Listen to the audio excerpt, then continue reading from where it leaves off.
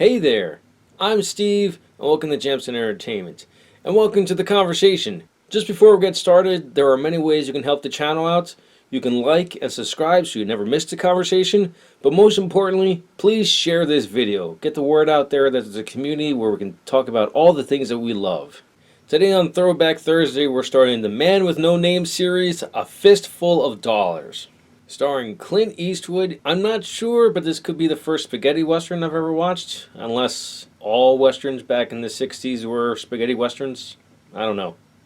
Something I'll learn.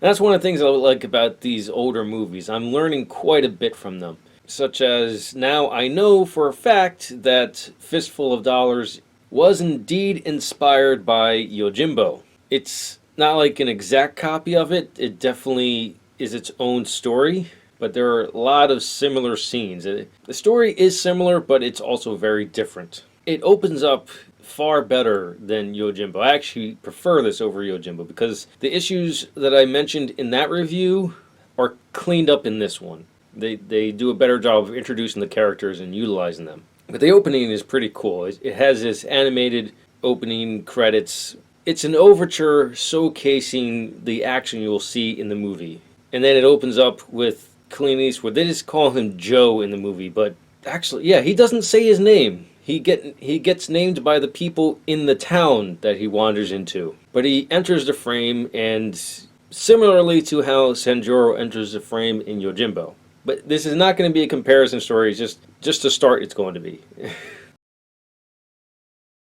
But one of the things that was done better, besides like the introduction of characters and how they're in the story. So the scene where he meets up with the restaurant owner, in this case a saloon owner, when Sanjuro enters in Yojimbo to the restaurant, he simply asks for food and sake, and then the bar owner simply just does an exposition dump on him. In Fistful of Dollars, Joe goes in, he asks for food, but he's an active participant in the conversation. He was asking about what's going on. And then he starts getting in his head, how can he help this town? And again, he's the smartest character in the movie. And it's just wonderful to watch him play these two sides against each other. So one is the Baxter family, and the other are the Rojas. This movie still has the woman that gets lost because the husband lost a card game with the husband and child, and they get reunited and all that. It still has that. The major difference is how the two families interact in the town,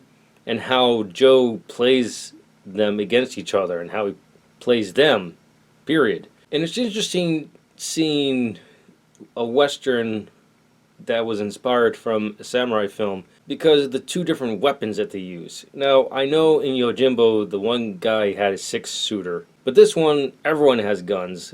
There's no swords. But it's interesting how similar they are, yet how different they are. And I can't remember, did I mention this in one of my reviews about the differences I thought I might come across? I figured the sword was a better weapon in these movies because it was more personal and more skill involved. Yes, there's a lot of skill involved in shooting guns, especially at the level that these characters are at. But there's just something, there's a detachment there when you have to shoot someone rather than cut someone. But somehow the same story is, well, a similar story is able to be told and get the same effect out of it despite the weapons. So that was interesting to learn, that the weapons don't matter, it's the story, and both stories were told very well. It's just that Fistful of Dollars was told better. Basically, what I imagine is that the writer-directors saw Yojimbo, maybe even Sanjuro, were inspired by them, and they possibly saw in